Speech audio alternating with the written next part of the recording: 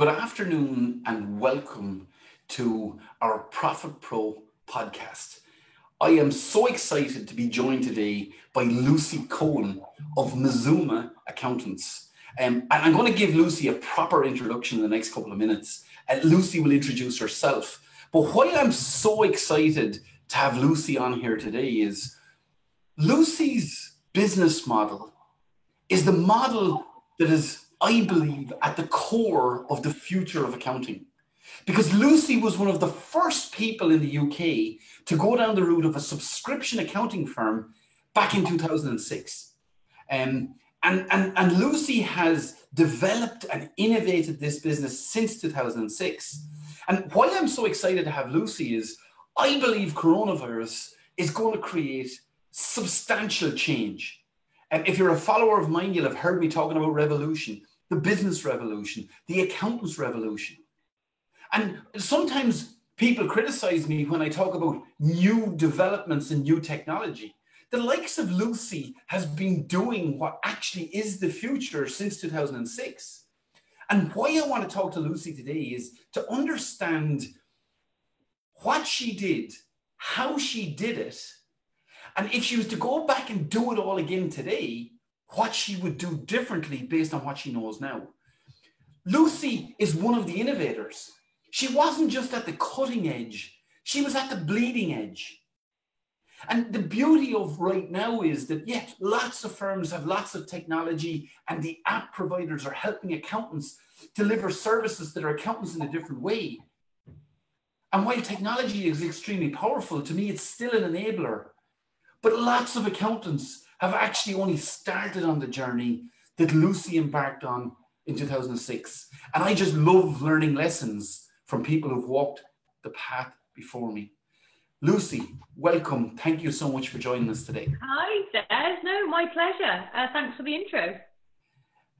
So Lucy, do you want to fill in some flesh and give some detail about you, what you do right now, and then to just introduce us to your historic journey? Yeah, sure. So we, as you mentioned, are a subscription-based accountancy service. We specialise in small and micro businesses only.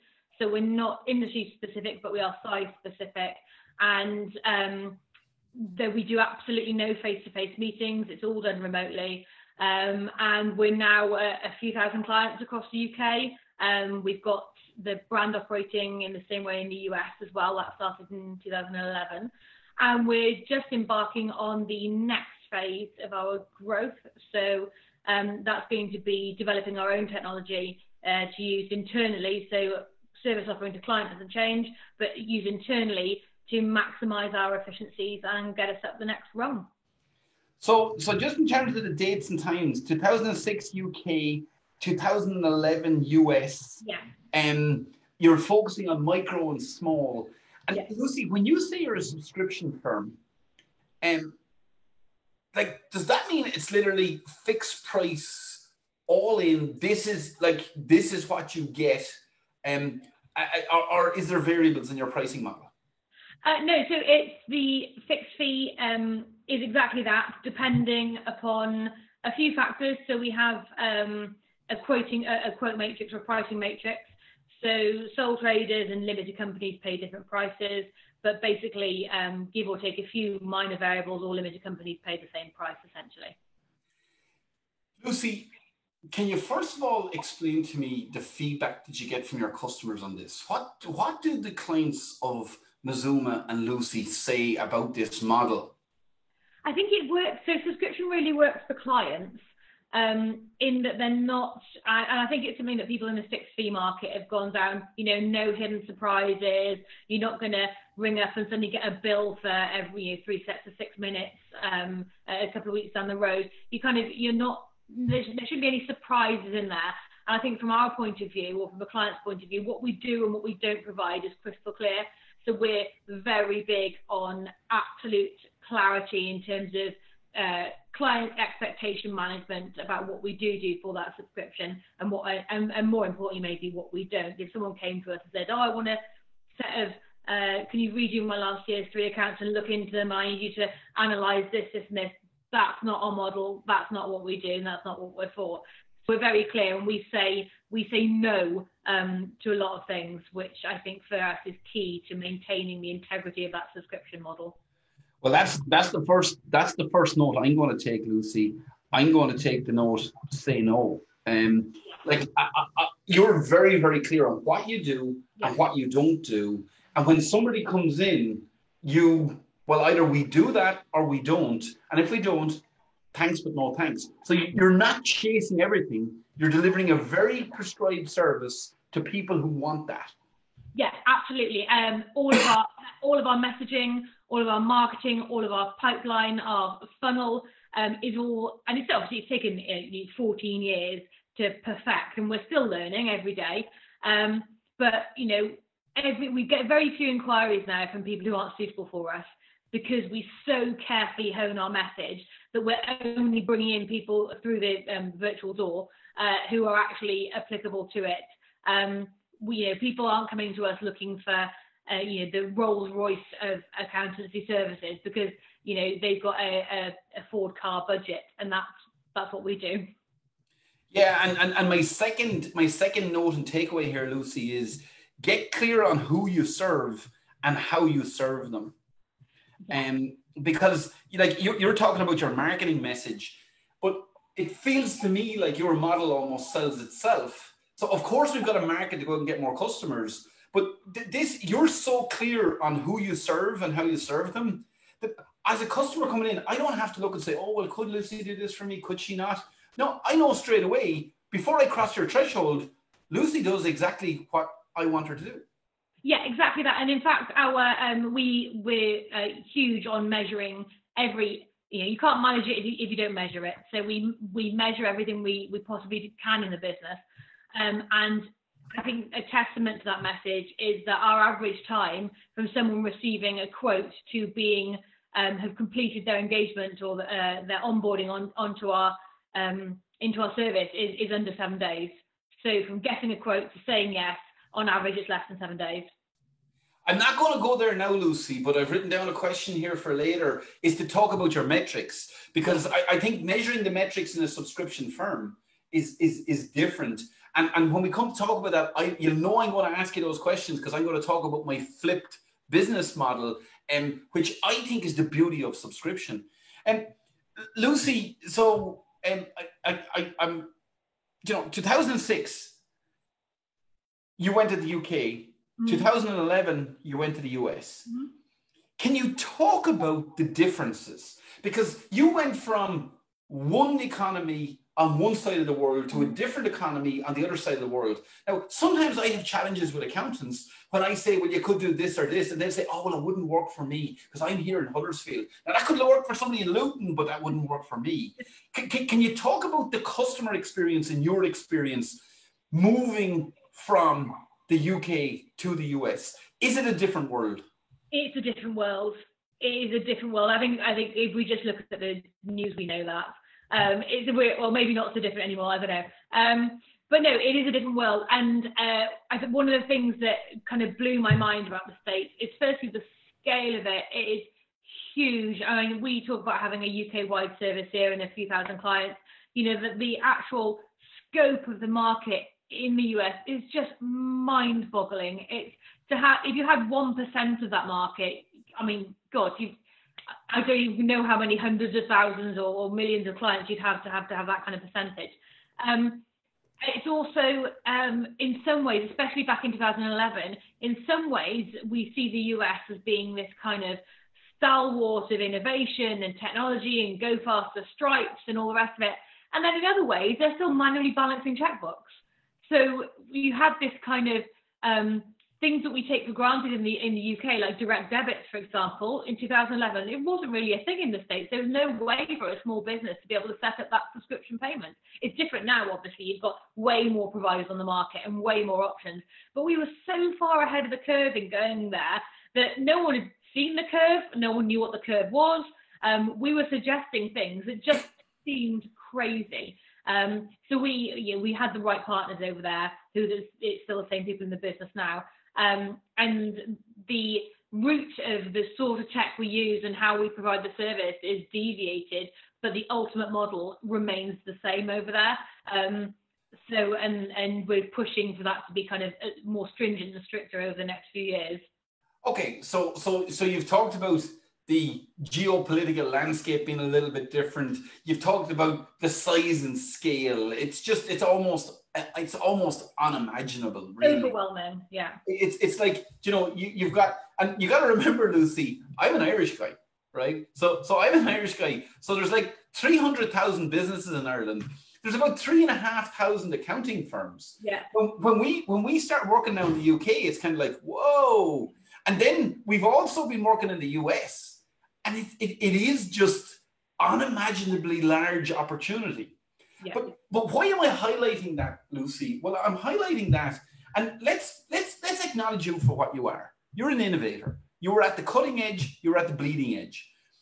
But the thing now with how the whole business world has shifted and changed through coronavirus is remote working and smart working and global business is no longer just for the mavens, the early adopters. This model, this opportunity is within touching distance for anybody through technology. Yeah. And I want to dig in a little bit, Lucy. So you had to tweak your model, you had to shift your model a little bit. But yeah, in terms of the basic business requirements, like, are American business owners fundamentally different from UK business owners? Or is it more of the same, just with a slightly different accent? Yeah, exactly that. And fundamentally what we work in is compliance plus human needs equals service. That's what we're doing. We're answering the question and providing the solution for people, and that doesn't change regardless of where we are. The message has always been, I mean, like I said, back in 2006 when we started, 2006 seems like yesterday, but it's also, if you look at where we are now, it's a million years ago. I remember when we had our first website, it was something I knocked up myself. I still have one of those computers with a big fat thing at the back of it. And when we put that website together ourselves, and I remember talking to a web designer and then saying, oh, well, your website is basically just like a brochure for yourself online as an accountant. Pay-per-click marketing, search engine optimization, social media, all this stuff, let alone cloud accounting or online or whatever. It just wasn't a thing. So the concept of putting things in an envelope and posting them to accountants and not going to see them face to face in 2006, people's minds were blown. That was crazy talk. Obviously, it's a bit different now. It's really interesting that there's something coming into my head as you're speaking, and like you were talking about your website, and like I always believe if you're not embarrassed by your first attempt, you waited too long. So looking back, and some people say to me, well, Des, you probably don't have to look back too far to be embarrassed. But I don't like, I like, if you wait too long to get this perfect, and why this ties into where I am, people who are saying, oh, I need to get this right and get that right before I start rolling out this subscription model. No, take action, move. Because actually, when you start implementing something, and what I've learned along the way, so I was 23 when I started the business, so I was a baby. I actually don't know how I was credible, or why people bought from me, because I was 23. I think I've just always been really mouthy. So I think I've just got this kind of overinflated self-confidence, which has gone in my favour. But I think also that I'm never scared of admitting that I'm wrong or making a mistake. And I've always taken that into what I do. So in terms of kind of starting a business, you try it, it doesn't work, ditch it. You try it, it does work, keep it. And that's always kind of been what we've done. And I think that I'm impatient. I'm a very impatient person. And as soon as I decide I want to do something, I want it done yesterday. I want it done immediately. I'm itching to kind of get the next project done. If you ask my husband, if I've decided to redo the bathroom, in 3 weeks, there's workmen coming around to get stuff measured and done. I've got this kind of impatience about things. But I'm also not a perfectionist. And I think that's really important in business. You can't be a perfectionist because it's never perfect. You can aim to be the absolute best you can be with the tools you've got available, but you can't be looking at being perfect because you never will be. And actually, what you measure yourself as perfect in today, that perfection is different tomorrow or 3 years or 14 years down the line. So you can't chase that. All you can chase is excellence rather than perfection. Tell us this, Lucy. This is a really personal question, and I probably should have asked permission to ask this because we are live streaming. Go for it. Are you an accountant? Yeah, I trained before I set the business, yeah. Okay, because some of that talk that you're going on there with, like, you know, not being a perfectionist, in some circles that would be seen as heresy. Yeah. But I've written down something here, Lucy. It's the predisposition to action and not being a perfectionist. Mm-hmm. Yeah, absolutely. Like I said, I went into accountancy. I started off, I left school and I went into the film and TV industry and thought that's what I wanted to do, and worked in that for 18 months and hated it. I spent all my time standing around in wet fields, holding umbrellas over famous people, and I absolutely hated it. And I went to see a careers advisor when I was 19, and they said to me, do something that you do well, but you can leave behind, and it gives you a skill and a qualification. So I went in and did my qualifications whilst I worked. And actually and then obviously my family are all creatives, so actors, dancers, musicians, and I just saw this kind of, they're great at what they do, not great at the finance thing. And I was like, well, actually, I'm actually quite good at the numbers thing. I've always been academic, so I found that fairly easy to do. But the creativity, I think, is within me, and that's what's kind of driven. If someone was to say to you, what's your kind of passion, what's your why, it's that I'm a problem solver. I love seeing a solution to a problem, and that's what drives me. And a solution to a problem doesn't have to be perfect.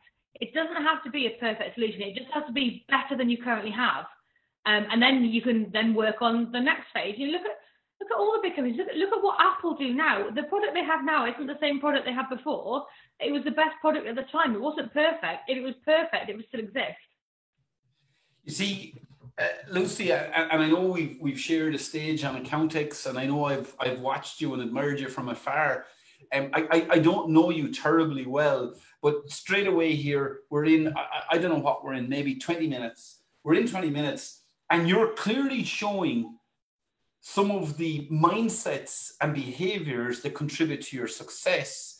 It's not about perfection, but it's always aiming for excellence. Yeah. And it's about innovation. And Lucy, I missed it. You had this wonderful little formula that you referred to previously, and I've written it down. I never checked it at the time. It's compliance plus human needs equals service. What was your formula? Have I got that right? Yeah, that's it basically.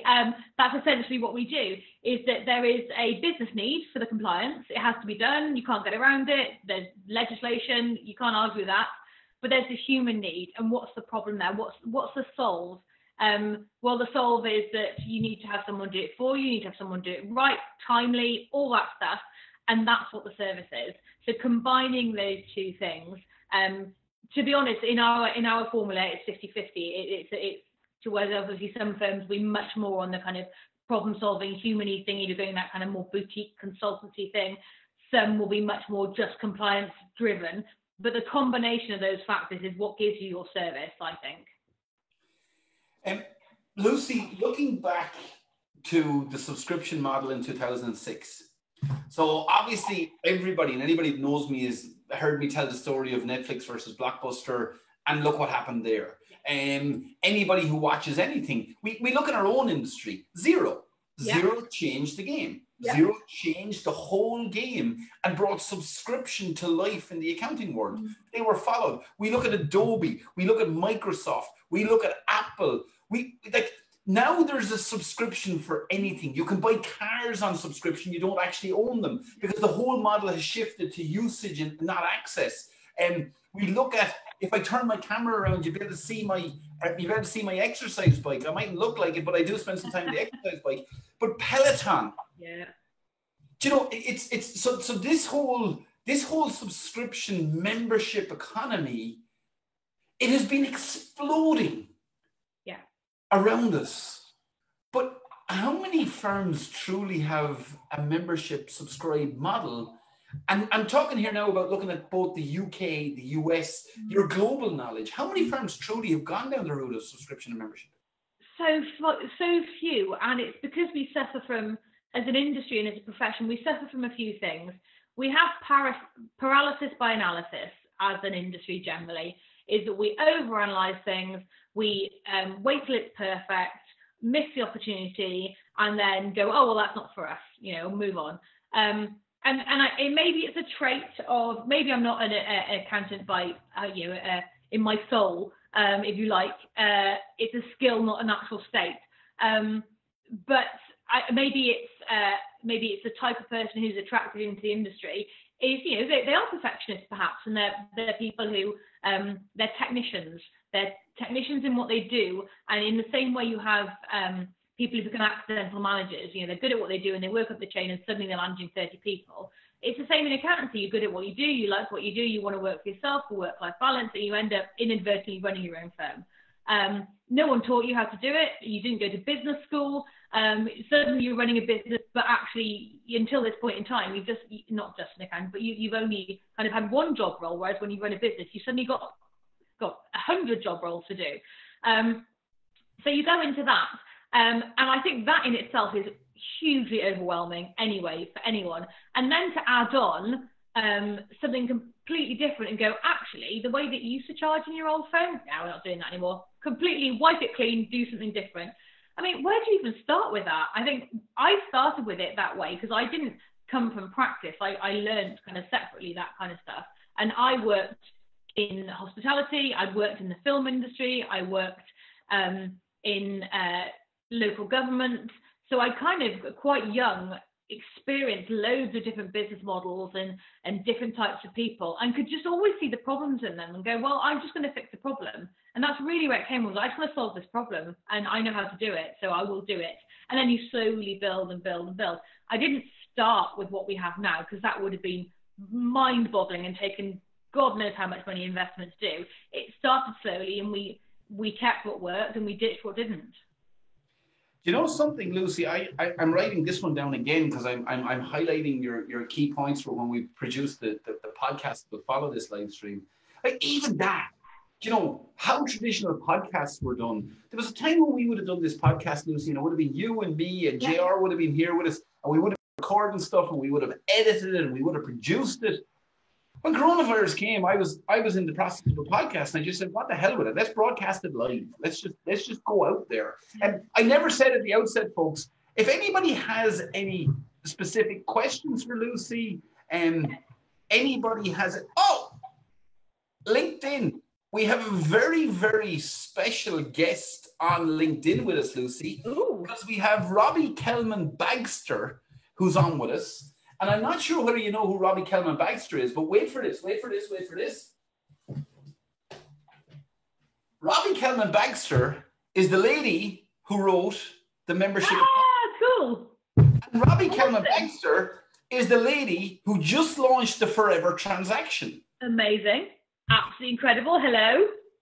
So Robbie, I hooked up with Robbie. I'm a little bit impulsive that way. When I meet somebody I really like, I tend not to take no for an answer. So it wasn't hard to get in contact with Robbie. She was very, very approachable. But after reading this book, I was so excited. And then I had to get her. So I reached out to her. So Robbie, the queen of membership, is on with us listening to Lucy. But, awesome. But Lucy, I think you're after hitting another secret.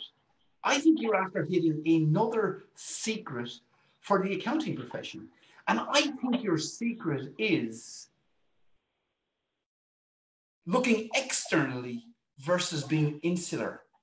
The profession has always run the way it ran. You see, the accountancy profession was years ahead because we always had recurring transactions. It's not that somebody got a tax return done once or a set of accounts done once. We always had this recurring, almost felt like a forever transaction, but we never treated necessarily people like forever transactions. And your early years experience changed how you perceived business. So this external reference point is huge. Yeah, and I think and part of it came from, again, that kind of that human need thing. I was young. I just bought a house, then quit my full-time job to set up a business, obviously, like you do when you're 23, because you're young and foolish. But I needed regular income. I needed to have money in regularly. I knew what it was like to have no money, and it sucked. So I wanted to have regular money in. So my solution to that was, well, I'm going to create a model. I pay, my phone bill by direct debit. Let's just do this. So that's kind of where it came from. It just came from this human need of, I need money regularly. I need to know how much I've got coming in so I can pay for what I know I've got going out. And that was it. That was the plan. That was all it was. You see, and I know this is heresy, and so some of you are going to hear me and say, is this guy a real accountant at all? I actually am a real accountant. I'm not just this, I'm a double accountant because I'm a CPA and an ACCA, and then I'm also a chartered secretary. So I've got all the stuff going on here. I'm real, I'm a true accountant. But for me, the start of membership is to flip your P&L upside down. Yes. Don't start at turnover, take off direct expenses, come up with a gross profit, take off overheads, and be left with a net profit. Flip it upside down. So what does the new Lucy? So the new Lucy that's listening to us, the Lucy or the Liam, they're about to take their step. The membership model allows you to do this. Start up here with what do we need in terms of a living wage? Yeah. Then what do we need to provide for our financial futures? So that's basically the profit draw. Yeah. Then we come in and most people will go straight to indirect overheads, direct costs, and end up with turnover at the very bottom. But immediately after profitability, I put in a line into the P&L that's never been seen before, and it's called intangible costs. Mm-hmm. And it's the intangible cost, it's the price that we pay that's not quantified. It's the price that we pay as a business owner for working too many hours. Yeah. It's the price that we pay for working with non-ideal customers. It's the price that we pay for working with non-ideal customers in a non-ideal way. It's all the stresses and the strains that's not factored into the P&L. Because when I get accountants to really look at that intangible, suddenly, and coronavirus has helped with this, because people are reassessing their life values.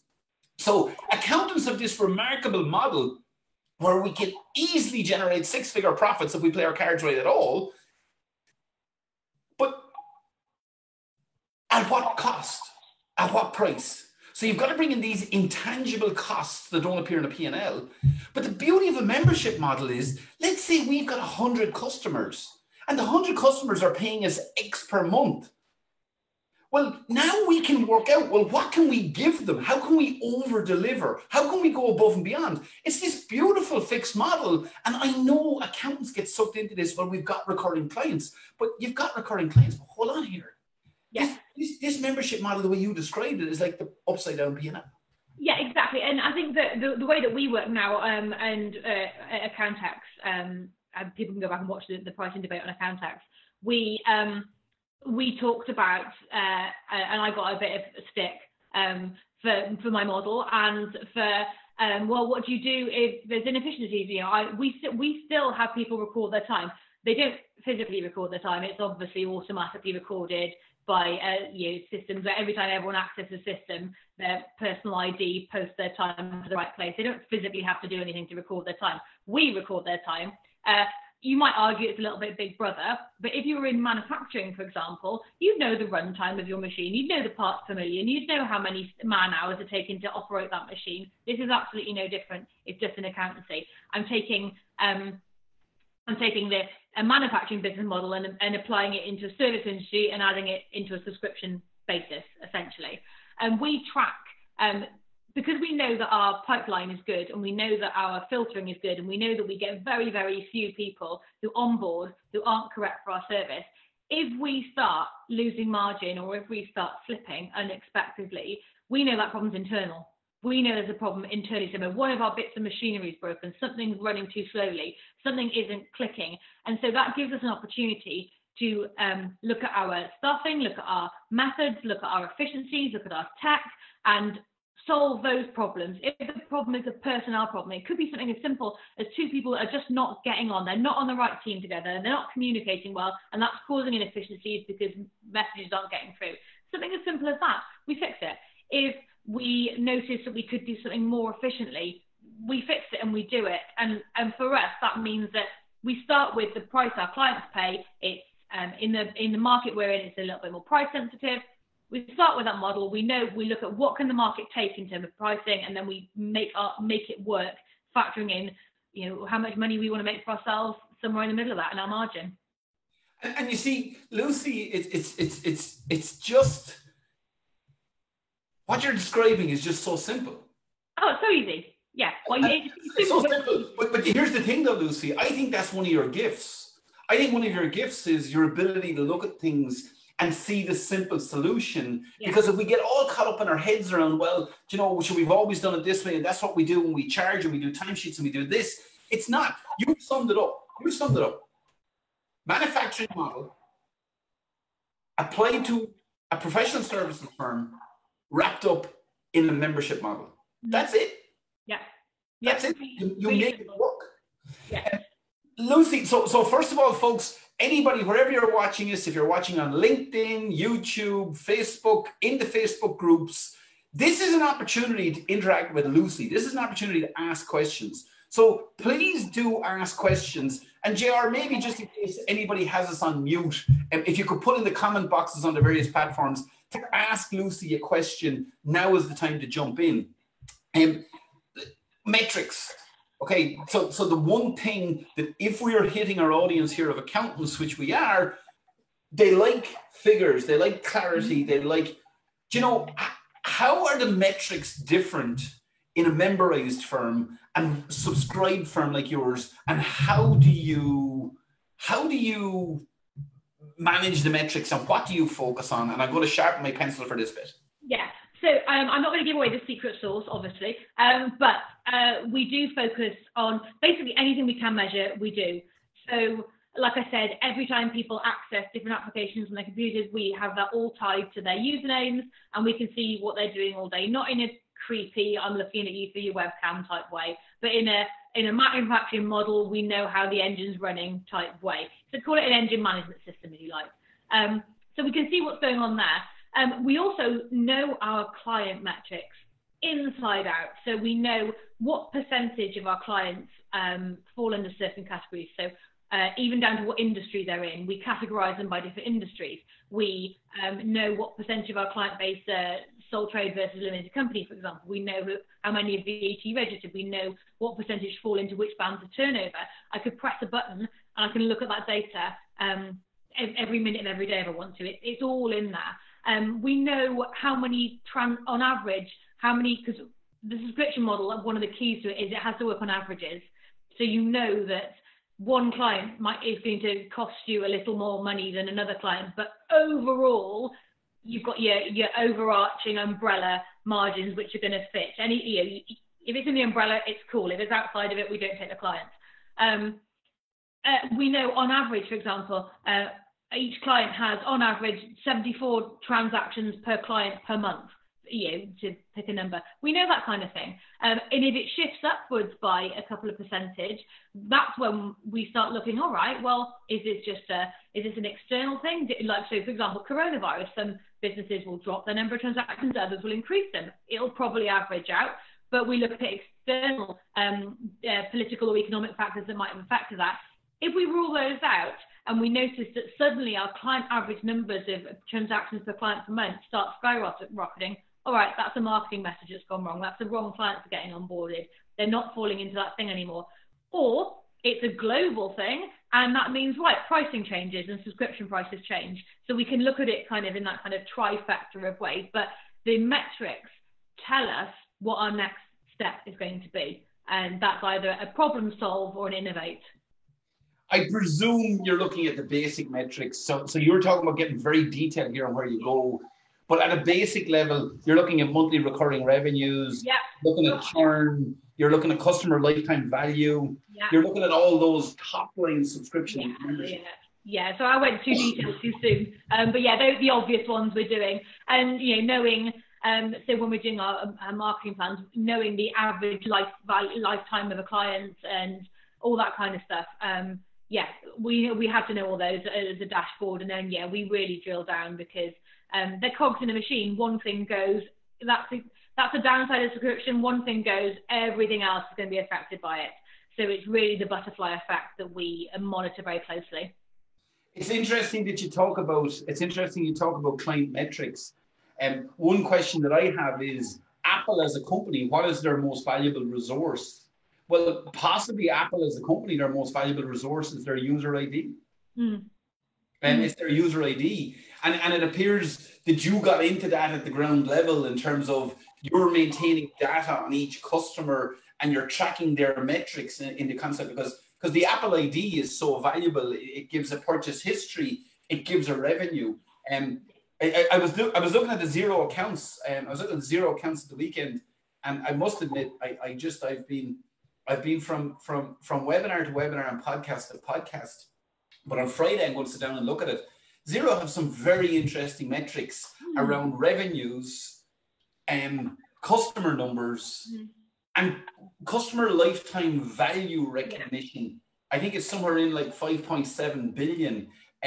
So it's Xero are the same. It's they're not just selling the service. It's the information attaching to the unique customer IDs is critical. Yeah, and even down to things like we've got our subscription service. We also have like one-off packages and basic compliance packages, which are kind of different part of the business really. And our metrics are so tight that we can even, we know that Mr. Jones is going to buy his tax return package on the 19th of January this year, because we've got the data and 99% of the time we're right. Excellent. So in terms of somebody who's listening to you, Lucy, and, I've been talking about this subscription revolution and membership model for, 3 or 4 years. And I know it's not for everybody, because some people are kind of saying to me, no, Des, you're going down the wrong track here. And we're not looking at that. But let's say somebody's on the fence, Lucy. Can you share your biggest lessons if you were to do it again? So you're an innovator, you're an entrepreneur. If you were to do it again, what would you do differently, or how would you start off the process? Yeah, so just like I think most people who go into business, when you first start, you take on the wrong clients. That's really basic advice, but it's so true. The wrong clients just cost you time, they cost you money, and then talking about that intangible cost, the intangible cost of the drain of your bandwidth, and then the awkwardness of how do I get rid of these people? I don't want to deal with them.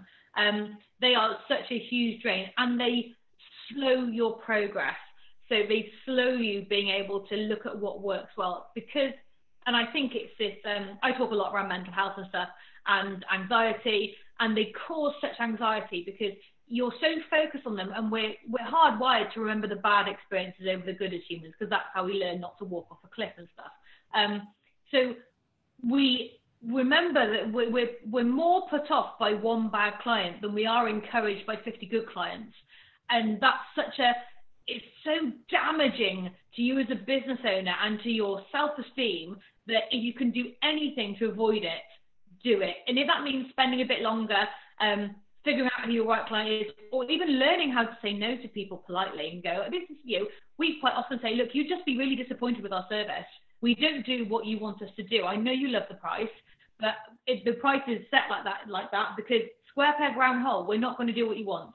So that would be one of my biggest pieces of advice. And my next one would be to really understand what you're going to charge and what that contains. So get your price right and get it right first time, because nothing looks worse than people swapping their prices around. It's very damaging to keep putting your prices up and down and adding this and taking that off. Really think about it. A bit of market research there doesn't do any harm. But if the price is right for you, don't compete on price, because ultimately what you're doing will have a USP and will be different to say what I'm doing. So, we have people leave us for way more expensive services. They're not buying on price, they're buying the right service, and that's really important to remember. And I feel like that advice is given out loads, but I think it's given out loads because it's so true. No. You see, that advice is given out by anybody who calls themselves an accounting influencer or a guru. It's given out by everybody all the time. Yeah. But people don't necessarily buy it. Like like it's still one of the big stumbling blocks. Yeah. And it's a confidence thing, I think. I always say to accountants, I will compare it to cars, or I will compare it to hotels. So you've got a 5-star hotel, you've got a 4-star hotel, you've got a 3-star hotel, you've got a 2-star hotel. Okay, not during coronavirus times. No. But there's people in each one of them every night. Yeah. And people who go to the 5-star hotel, you just wouldn't be seen in a 2-star, and that's their choice. And there's people who can afford to go to a 5-star to stay in a 2 or a 3-star. It's so don't anchor your price to your perceptions or your personal confidence. I actually think that a lot of pricing is about confidence. Why do some accountants charge exponentially more than others? Because they have the confidence to look somebody in the eye and say, I'm worth it. Yeah, absolutely. And what they've done is they value that bit in your P&L, that intangible. They've given themselves a value. The other piece of advice, like in terms of subscriptions, and it's I think you touched on that earlier, is I'm not just giving out unsolicited advice, by the way. I think that somebody told me really, really early on. It might be a book, Rich Dad Poor Dad, classic business book. The one line of that book that stuck with me was pay yourself first. Pay yourself first. What was the book, Lucy? Rich Dad Poor Dad. Oh yeah. Yeah. I can't remember any of the rest of the book, but the line, and I'm hoping I said it's in the right book, but pay yourself first. And that just stuck with me, because when you start a business, it's so easy that, like you said, you did that profit and loss, and then you take your drawings out the bottom. No. You figure out what your salary is and you pay it to yourself, and you treat yourself like a real business. And then somehow your mindset shifts and you change. And suddenly when you know that you are a non-negotiable overhead, you suddenly look at things a bit differently. And that is even more important in subscription models, because you can't just say, oh, it's all right, I'll just work an extra 3 hours today, or I'll bill an extra 3 hours. You can't do that. So in a subscription model, you've got to be brutal in your application of that principle. Okay, so you mentioned Rich Dad Poor Dad, and I love the source book that's actually behind that, which is called The Richest Man in Babylon, which was written around the 1900s. And the whole concept of paying yourself first, I just love that. Lucy, you're after touching on something. So if I am an entrepreneur, or you are an entrepreneur, the whole purpose of having our own business is to be entrepreneurs. Mm-hmm. But talking of Rich Dad Poor Dad, and Rich Dad Poor Dad has this cash flow quadrant where there's employees, there's self-employed, there's business owners, and there's investors. Mm-hmm. Now, the reality is a lot of accountants actually own a job. Yeah. They're self-employed versus being business owners. And some accountants get really insulted when I say this to them, but it's the truth. There's a lot of studies coming out. Australia, I've seen some reporting in the UK, where actually, if you take out the partner or principal contribution out of the turnover, then an awful lot of accounting firms are actually loss-making. Mm-hmm. Yeah. When you take it, so actually the partner or business owner is subsidizing the business, which is, it's crazy in a Rich Dad Poor Dad model. It's crazy in a cash flow quadrant model. So one of the big things for me is freedom. And it's freedom and flexibility. And it's the 4 concepts of freedom: freedom of time, financial freedom, freedom of relationships, freedom of purpose. But I can even add into that freedom of location. Yeah. And coronavirus is opening up everybody's eyes. Yeah.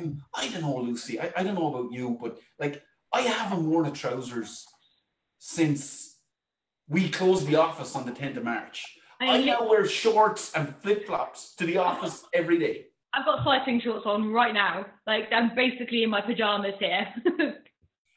But this ability to work, and I know it's hard homeschooling and it's hard doing all the stuff you have to do, but like, my kids just wander in here during the day and they know when I'm on a webinar, they know when I'm on an important one, but they come in and they go under the table and they give me a hug or a kiss, and we get to play with them and we get to have lunch together. And a lot of this is about freedom. Yeah. Can you describe to me your freedom? Because some people say to me, Des, I don't want to go sit on a desert island. I just like to work a little bit less. Or maybe I'll have another business interest or another passion. Can you describe the subscribed firm owner's life. And this is only how you've designed yours. Yeah. But do you have freedom, Lucy? Yeah. So when you, obviously at the beginning, like with any business, you, that's where your heavy investment is. That's the backbreaking stuff that you're really front loading. Your investment of time, your investment of resources, your investment of creative energy, that really goes into the start. And then if you've got it right, you can choose. So for me, freedom's about choice. You can choose to keep doing that, to keep working crazy hours, or you can choose to let it run and see where it goes. If you don't have that choice, if you're sitting there and going, oh yeah, but if I don't turn up to the office, everything's going to fall apart. Yeah, that you're the only good thing in your business. To be honest, the office runs better if I'm not there. They're happy if I'm not there. They don't want me there. I get in the way. I ask too many questions. All my staff are way happier. And you talk about being a technician and being the core business. I'm not a good accountant anymore. I can't remember the last time I did a tax return. You asked me to do T accounts, I wouldn't know how to do them. I haven't done that work for years because I don't want to be I don't want to be the best person in the room. I don't want to be the smartest person in the room. I don't want to be the best accountant in my company. I don't want to be the best anything in my company, but I want to be the person who's best able to hire the great people. That's what I want to be. And that gives me that freedom. That gives me that ability to, if I decide I'm going to, not go into the office at all for 3 weeks, the business is still growing. I didn't log onto my computer today until, just before this really. I checked a few emails, I had a phone conversation with somebody, I looked at our pipeline, our sales figures, the 3 new clients coming in. I've done today physically absolutely nothing to make that happen. That's all team stuff and that's process. And that's for me freedom. And I think as well, accountants, because of what we do, there's a lot of focus on money, obviously, not necessarily that you've got to be like mega rich. I don't want to be Kanye. But, for me, money is a means to an end. It's a problem-solving ability.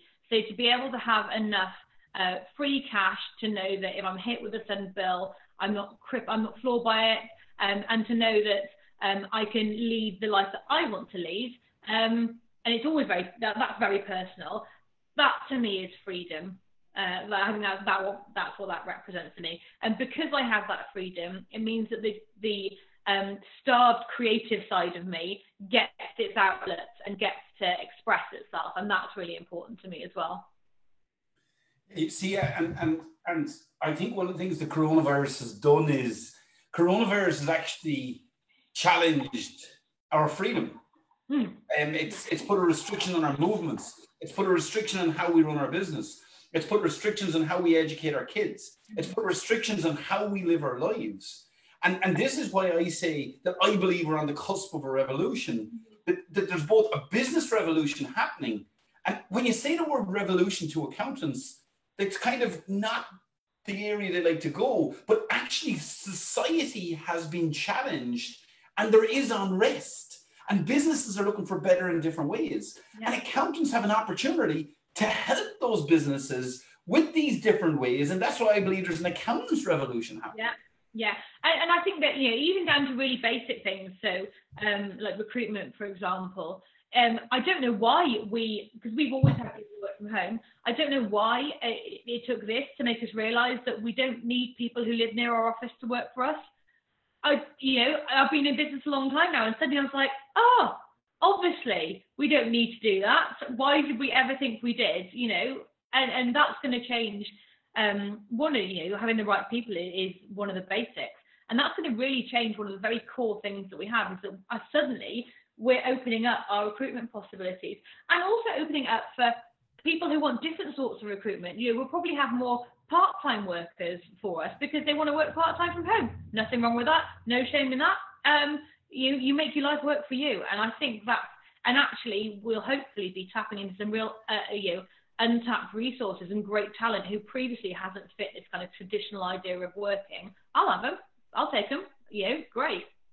Yeah, I've led this sort of a weird little double life, Lucy, for the last number of years, and we're involved in internet marketing groups in the US, and I'm in a very high-end mastermind with Jeff Walker, Stu McLaren, who's a membership king. So I'm with these serious players, like just run unbelievable businesses, and it's really interesting being in that group. none of them have teams in physical places. Yeah.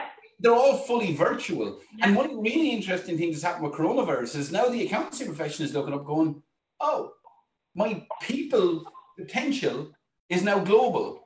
Mm-hmm. And also the penny is beginning to drop. Well, actually, there's no geographic limitations on either our team or on our customers. Now, again, some accountants would have had this always. They would have always been out there without geographic limitations. They would have always been out there. But again, it's like the cutting edge, bleeding edge versus the whole majority is coming on board now.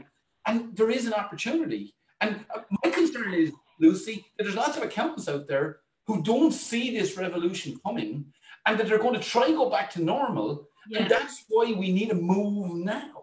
Yeah, absolutely. And I think that, I mean, if you're thinking about moving now, you're a few steps behind a lot of people, but it doesn't mean you can't do it. It doesn't mean that ship has sailed. You haven't missed the boat. Why am I talking about boats? You haven't missed it. It's, you just have to start your journey now. And everyone's journeys go at different paces. Everyone's journeys start at different times, but ultimately, and actually that end destination will be different for everyone as well. But this is all about how you personalizing and really thinking about what do you want? What is it that's going to make your business work for you? Because ultimately, at the end of the day, what is the point of having a business if you're miserable and you feel like you're a slave to it? There's no point to that, because you don't even get as good a leave package as you would for someone else.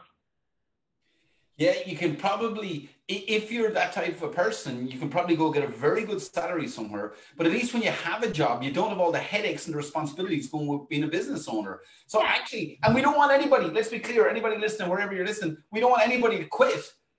But we want you to get really, really clear on what are your non-negotiables right now? What are the opportunities right now? What has not worked for you in the past? Because now is the time. Now is the time to join the revolution. And Lucy, a really quick question here, right? So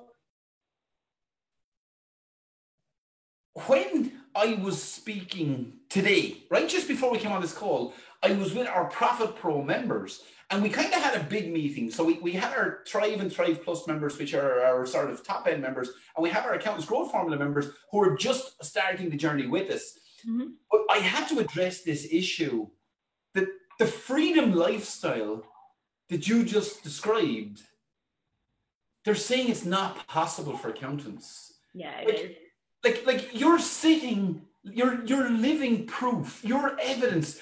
I know we're in a different country right now, Lucy, but I can literally reach out and almost touch you on my screen. You're a real person who's a real accountant who's done this. Yeah. And I just think I can't miss the opportunity, because for some of our members, I said to them, I said, guys, if you don't believe me that this is possible, you need to come on and listen to Lucy. She's done it. Yeah. It is possible. You're living proof.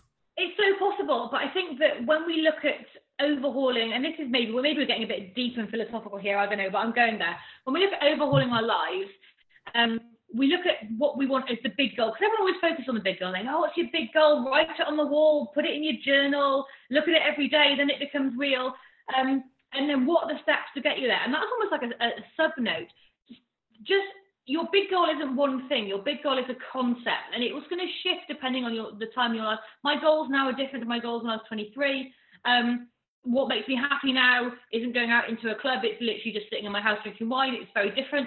And that shifts as you go along. So you don't have these fixed goals. Just have a concept of who and what and how your business is going to look. And then just like if you were embarking on a fitness journey or a fat loss journey or something cheesy like that, you wouldn't expect to drop 4 stone overnight, but you could quite achievably drop a pound a week. Well, this is the same thing. You're just looking at where you are and going, right, ultimately, I know where I want to get to, but I'm not going to really focus on that and then berate myself for every day that I'm not there. I'm going to slowly work to fix a little thing at a time, make a little thing better, test it and measure it. If it works, keep it. If it doesn't, ditch it. And tweak until eventually, incy bincy spiders climbed up the spout. And that's it. And it's just a little, I didn't start with this business, I started in my spare bedroom with £200, and I didn't have a clue what I was doing. And that was it. You know, I just had an idea and some really cheap envelopes from Staples. I didn't start where I am now. And in fact, if I just sat down and said, you need to get to there in 14 years, I might have quit because it's so overwhelming. I just know, I knew I wanted to solve a problem, and I made small steps to keep solving that problem. And that gives you, that will ultimately build your freedom. You see, and this is, I just love the way, Lucy, I'm really enjoying this podcast. If nobody ever else watches it, I have thoroughly enjoyed my time here. But what you're tapping into is this concept of, you know, you just take the small incremental steps. You look back at where you've come from. You reach for the horizon, but we know we're never going to get there because it's always going to shift. Yeah, but it's just journey. It's to take this incremental steps to begin to make the progress. Doesn't matter where anybody is. No. It's about where they want to get to and taking action today, following the path of somebody like yourself, following the path that we set out for people to build a subscribed, memberized firm. Yeah, and to point out as well, like, I'm not perfect.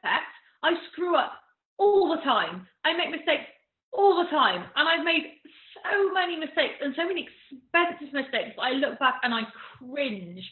And I'm like, how did I not see that coming? And I've been taken advantage of in terms of business, and you get duped, you get sucked into things. I've made loads of mistakes, but you have to forgive yourself for those, because if you hadn't have made those mistakes, you wouldn't be the resilient and resourceful person that you are now. All those mistakes are the sum of your parts, and they make you who you are now. What you have to do is not assume that you're bad because you made a mistake. You just have to assume that you're better because you got through it. And that's it. And that's all you can do, is a little bit every day. And that's literally it. We have a question here, Lucy. There's a question that's come in from JR. It's just somebody who's asking about our Profit Pro memberships. Yeah, we do have, like, we obviously run, I believe, in memberships. So we run a memberized model to help accountants shift their business. And it's to follow what we call a 6-step success path. And so right now we're actually closed, and we close our membership to focus on the members we have. And so we are closed, but we do have a free masterclass that we're running. It's actually just started right now, and it runs over 2 weeks. So if you're interested in memberships and interested in our take on how Lucy has achieved, not Lucy, but anybody who's built a subscribed accounting firm, if you go to the website, jointherevolution.io. So jointherevolution.io, you'll be able to access our masterclass for free. Hopefully JR is still listening here and he can put that up in the comments boxes. Lucy, a couple of closing questions, right? So I just want to give you the heads up. This is not a massively scripted interview process. So I do want to give you the heads up. My final question will be to give, what's the one thing that accountants can do that will make everything else easier or unnecessary? So the one thing question, that will be my final question. Okay. So I'm going to let you percolate on that one. My next question is books, Lucy. What's the best book that you've ever read, the most influential book for Lucy Cohen? Okay. I've got a couple. I've got a few. I'm an avid reader. I can't always remember the titles of them because I do go through a lot of them. So there's one, The Messy Middle. That's what it's called. That's great. The Messy Middle. Messy Middle. That's a really good book. Yeah. And there's another one I think called Measure What Matters. That's another really good one. Okay. And then if anybody hasn't read it, and I'm absolutely not advocating this as a business model in any way, shape or form, because, she'll probably go to prison. But Bad Blood, the Theranos story. Okay. Of Elizabeth Holmes and the Theranos story. Disclaimer, she is a criminal. But if anybody wants a lesson in just, confidence and, selling yourself, I think that a lot of people suffer from imposter syndrome. And here is a woman who has the absolute opposite of it. And I think that there's a lesson in there. It's obviously not the extreme version of it, but there's that kind of, I think a lot of people don't put themselves out there because they have a lack of belief. But it was just really eye-opening about how that kind of Silicon Valley world worked, and someone who's clearly a sociopath just kind of winging it. And whilst I'm not an advocate of obviously lying, I think that we can learn. You don't have to know all the answers straight away. You just have to have the ability to get them. And I think sometimes it's really easy to go, I'm not going to do that because I don't know how to. Instead of, it's that old adage, like when if you're an actor, you say yes, you can do it, then you learn how to later. I think there's a little part of that we can all take into our lives. Do you know how to ride a horse? Yeah, sure. Can't be that hard. I think actually, if you open yourself up to saying yes, you can do more things. Because I kind of personally believe I don't know I can't do something until I've tried it, so I probably can do it. And if it's certainly within the remits of your wheelhouse, yeah, you can probably do it. So, I don't know how to do public speaking. I've never done it before. Well, first time for everything. Get on that horse. Okay, so I'm going to do a quick recap, and I have a couple of final questions for Lucy. So just the key takeaways for me on Lucy, and maybe yours are different, but I like doing this recap at the end. Lucy's first takeaway: say no. Second takeaway: get clear on who you serve and how you serve them. Sorry, well, 3 was actually the huge opportunities when Lucy was talking about the physical size and scale of America. Don't just restrict yourself to your local environment. There's huge opportunities out there. And Lucy's formula: compliance plus human need equals service. Lucy's success possibly attributed to a predisposition to action and not being a perfectionist. A continuation of that point, not striving for perfection, but always aiming for excellence. I really love that nuance and that difference. Paralysis by analysis, to watch out for that. Lucy's early journey came from a place of looking at other businesses and having a different view than traditional accounting model view. Lucy's metrics in her firm. So I'm not going to go through all them, but look at what Lucy does. She measures metrics. She can press a button and see what's happening in her machine. Okay, the intangible cost of having the wrong clients. The intangible cost, the drain. I think Lucy actually used the word the drain of energy around the wrong clients. Then guess what? Point number 12, I took say no the second time. So Lucy was big on the say no, and really understand what you're going to charge, pay yourself first, choose. Lucy, one of her points here, smart and simple. Smart and simple. And it's about recruiting the people. Lucy, where can people find you? Where can people interact with you? Where can people follow you? Where's the best place to be connected to Lucy Cohen as a business owner who's seeking an accountant just like you, or as accountants who are seeking a colleague and a peer just like you? So I'm pretty active on socials. So I'm on @LucyMazuma on Twitter, and Lucy Cohen, you'll find me on LinkedIn. Those are probably the 2 main ones. I'm pretty active on those. Okay, so when we're finished and when the live streams have finished, we'll get JR to put up all Lucy's contacts. And you can find me on des@theprofitpro.com. Check out our Profit Pro website, www.theprofitpro.com. And if you want into our current masterclass to explore this stuff further, www.jointherevolution.io. Lucy, final question. One last piece of wisdom. What is the one thing that any accounting firm owner can do such that by doing it will make everything else easier or unnecessary for them in your experience?